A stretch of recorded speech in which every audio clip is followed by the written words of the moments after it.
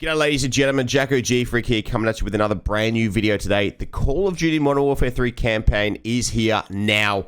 It's available for people that pre-ordered and pre-downloaded it. So let's crack right into the settings. Just a quick one as well. If you guys aren't subscribed, please subscribe. That'd be great. Give it a like as well. Comment. Let me know what you guys want me to cover next and how you're feeling about the campaign right now as well. But let's jump right into it for the settings. I know that you guys are probably going to screenshot, scroll over, do all that type of stuff, but I do appreciate you guys sticking around through the whole video to watch me as I go through in depth all the settings and everything like that for the best graphics for Modern Warfare 3. So let's get that started. Right here we have full screen borderless. I like that the most. Generally, if you want the best FPS, you get full screen exclusive, but I stick with borderless because I like to flick across screens.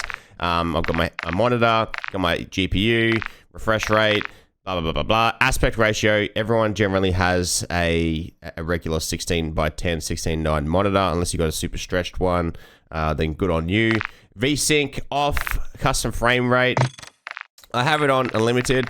Hang on, let me just quickly change this stuff quickly. But what I do here is for custom, I'll jump onto gameplay. So gameplay, I'll just crank that up all the way up. For the menu custom rate, I'll actually bring that back down to about 30. So when I drop out, I'll drop it to about 100, 110. So whilst the menu feels like pretty nice, whilst we're chilling there. And then when it comes to out of focus frame rate, so that's when we tab out, you'd probably want to drop that down to a 30. So that's what I was getting confused with before. So let's leave that like that.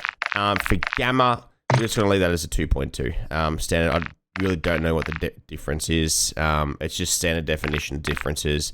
Brightness, I'd leave it as default. Everything's pretty sweet. Or if you're wanting to adjust it to where suits your eyes, and then plus 10. So go from there. Then we're going to jump into constrain. That's off. Focus mode off as well. Don't need to expand that stuff. And NVIDIA reflex low latency on plus boost. The reason I have on plus boost is that if you have a good GPU and not as good of a CPU, then rock a on plus boost. I think that my CPU is similar, but I know that my GPU is definitely the more powerful out of the two, so I just got on plus boost. If you've got a very balanced setup, then have on, and if you just don't want it on, then turn it off. Simplest explanation I can give you there. Anyway, so jumping into quality, we're going to be tearing through this video. So I'll tell you what, I'm so pumped to get into the campaign. I'm so excited that Modern Warfare 3 is here. Let's go. And I love the fact that they're actually bringing out the campaign early for everyone as well. So anyway, graphic preset. We have it on custom here because we can change all these things. Render resolution, you want that to be nice. I've got that at 100. Dynamic resolution off. We don't need to do that. A dynamic adjustment of the rendering resolution to maintain the target frame rate. It's off. Don't worry about it. Now, upscaling, I usually use Fidelity FX CAS. Depending on what your setup is, your GPU and CPU, you can change different settings. So I'll let you guys chat about that. But the one that works for me with a 3080 GeForce RTX Aorus Flex low-key is a Fidelity FX CAS. Now, obviously, you can crank the settings a bit more for campaign because of the fact that it's the campaign. You don't really worry too much about the FPS terms of things because it's not multiplayer. You don't need a massive amount of FPS to a degree for it to feel really good. Anyway, we've got the VRAM scale. I've just left that as default. That's regular. I've left that off as well. Texture resolution, normal. You can rock a high. As you can see at the bottom right of my screen, how it goes up and down by using the VRAM. I like to use it as normal. It's pretty much gonna be the same. But if you have a really good setup, I'd rock the high for the best experience, best immersion, and everything like that, and whatnot. So, but like I said, if you're jumping on the campaign, max out the campaign. Do as much as you can for the campaign to make your settings really pop and have that shimmer about them. And then after that, happy days, because you finished it. You jump into multiplayer, and we'll be uploading another video for the best multiplayer settings and everything like that as well. So texture filter, we're going to be going for high.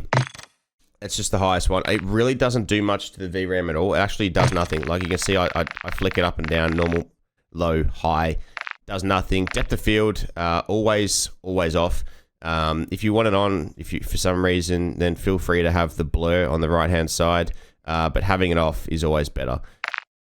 Detail quality level, high. We're going to have that on high because of the fact that, once again, look at the VRAM. It uses nothing. You can have a better game experience. You look at those two photos on the right-hand side of the screen, and it's happy days. It looks great. It really does look great.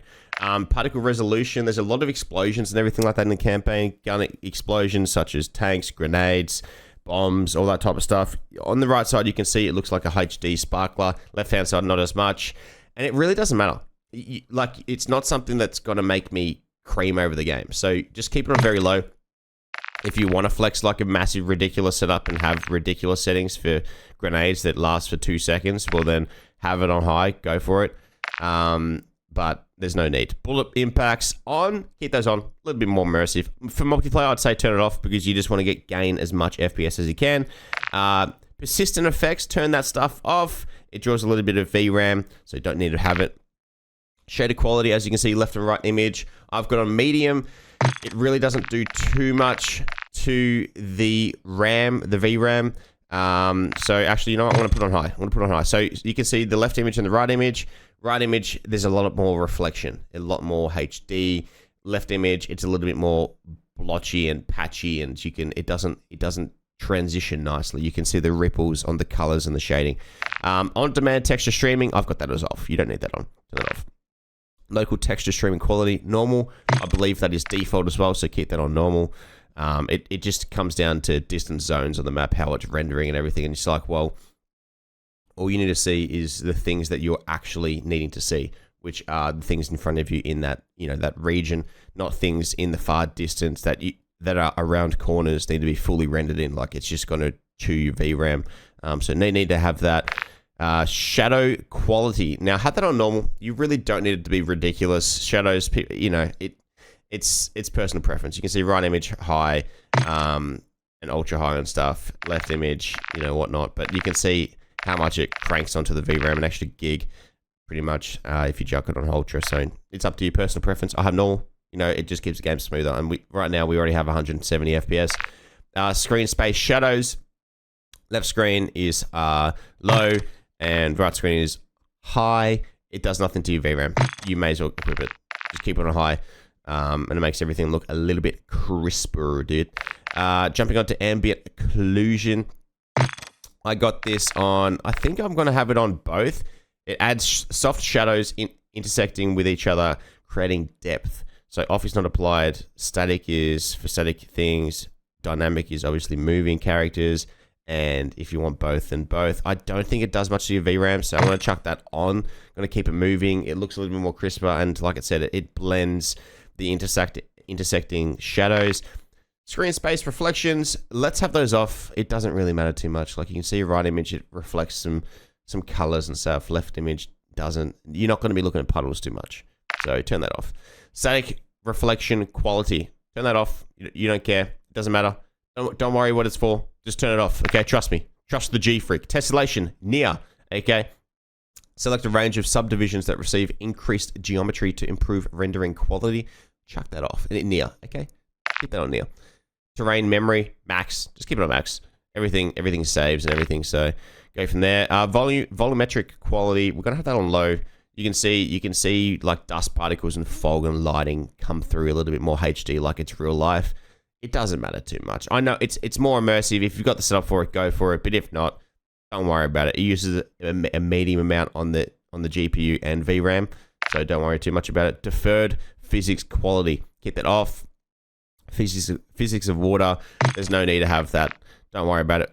Weather grid volumes, once again, keep that off. Don't worry about it. Select the quality level of weather effects applied in dynamic objects. And water quality, keep it off, default. Let it do its thing. Let it ripple around, okay?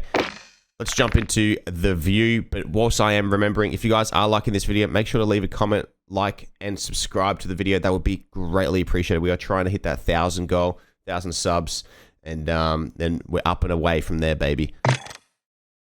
Field of view, I like 120. I like to be cranking that. You limit yourself if you drop it down to 60, 80, 100 and whatnot. So always play it on that. ADS field of view affected. Don't play on the other one. It's it just changes the field of view too much, the value of it and everything like that. So just keep it affected. Weapon field of view, keep it wide, keep it default. Go from there. Vehicle field of view default as well. World motion blur, turn that off. You can see the left image and right image. Left image is clear, right image is blurry. You're going to be tripping out. You are going to be having a headache. You're going to be nauseous. You're going to be like munting, hugging the toilet. Just turn it off. Weapon motion blur, same thing again. Turn it off, baby. You do not want a blurry gun in a blurry world. Like, look at it. Look at me change this real fast. Look at this. Just watch the right image. Imagine having a completely blurred game when you turn around. Off. Do not do that to yourself. Film grain, 0. Okay, if you have it too high, it just looks way too grainy. It looks like you're playing a 1990s TV. You know, it's just ridiculous. Static everywhere. At least 50%. For first and third person, inverted flashbang, no idea what that is. Just keep it off, okay? We don't like flashbangs.